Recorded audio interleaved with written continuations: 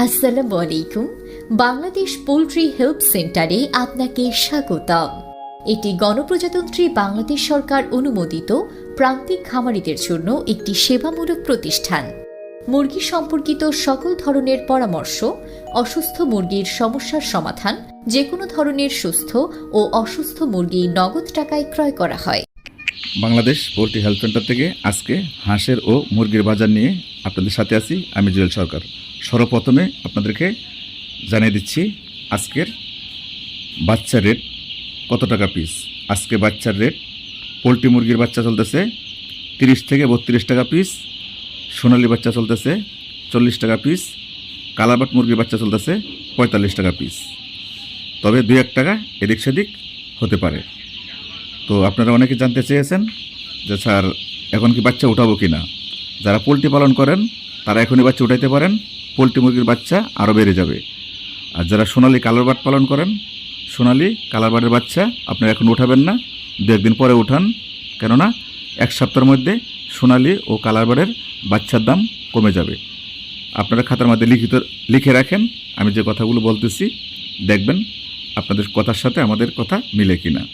অবশ্যই 1 সপ্তাহের ভিতরে বাচ্চার দাম কমে যাবে, কিন্তু পোলট্রি মুরগির দাম বেড়ে যাবে, পোলট্রি মুরগির বাচ্চাও দাম বেড়ে যাবে। আর সোনালি কালারবাটের বাচ্চার দাম অটোমেটিকভাবে 1 সপ্তাহের ভিতরে কমে যাবে। কেননা আজকে সোনালি চলতেছে 40 টাকা পিস, কালারবাট চলতেছে 45 টাকা পিস। 1 সপ্তাহের ভিতরে প্রতি পিসে 10 থেকে 15 টাকা বাচ্চা রেট কমে যাবে। আপনারা আরও 1-2 সপ্তাহ পরে বাচ্চা উঠান। আশা করি কথাগুলো বুঝতে পারছেন। তো আজকে যে বিষয়গুলো নিয়ে কথা বলবো আপনারা প্রত্যেকটা কথা মনোযোগ দিয়ে শুনবেন এবং পুরো ভিডিওটা আপনারা দেখবেন, তাহলে আপনারা অনেক জ্ঞান অর্জন করতে পারবেন। গতকালকের ভিডিওতে আমি আপনাদেরকে নোটিশ দিয়েছিলাম যে কালারবাট ও সোনালী বাজার কাল থেকে কমে যাবে।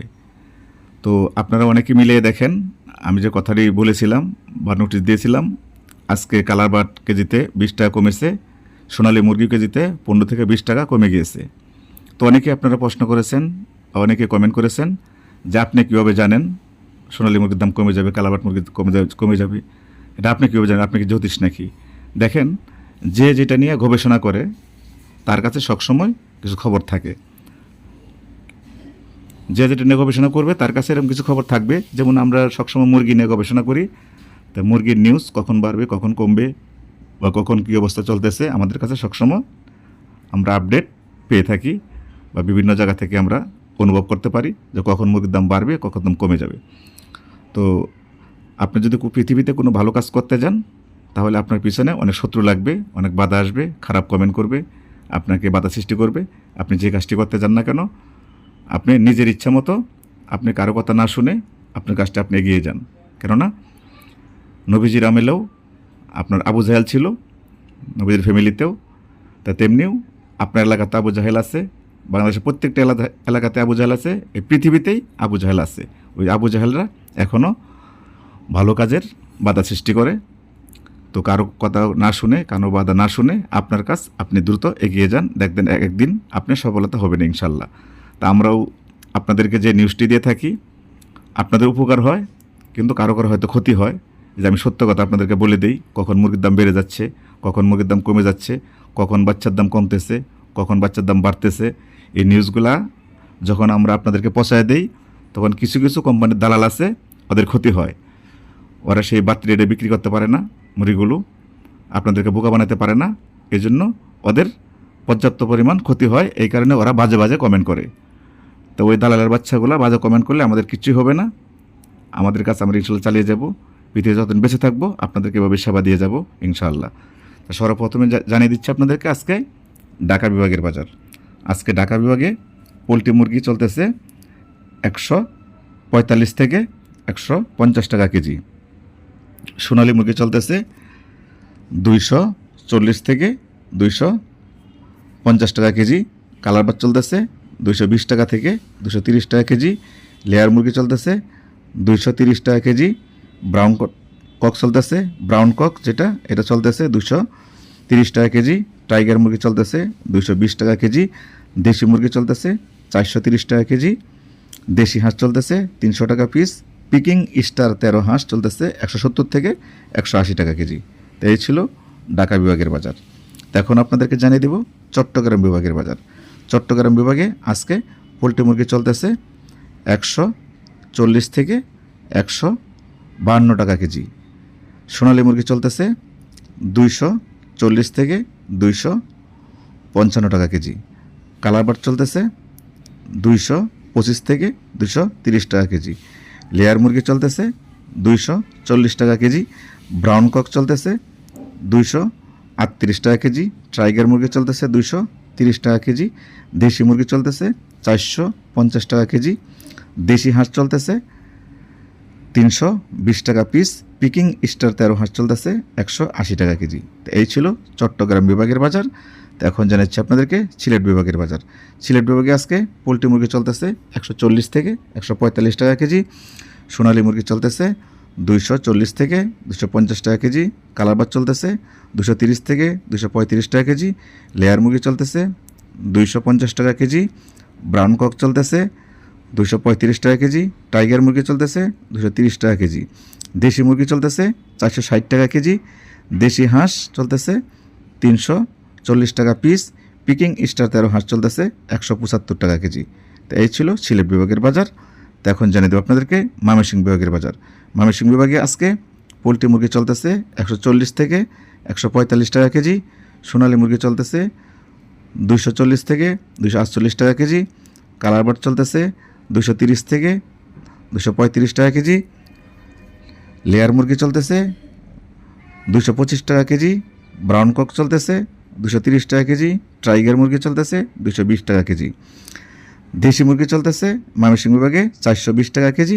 দেশি হাঁস চলতেছে 300 টাকা পিস। পিকিং স্টার 13 হাঁস চলতেছে 170 থেকে 180 টাকা কেজি। তাই এই ছিল ময়মনসিংহ বিভাগের বাজার।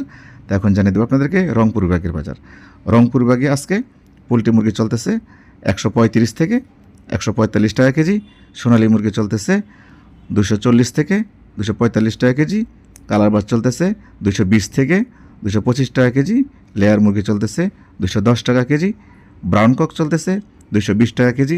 টাইগার মুরগি চলতেছে 215 টাকা কেজি।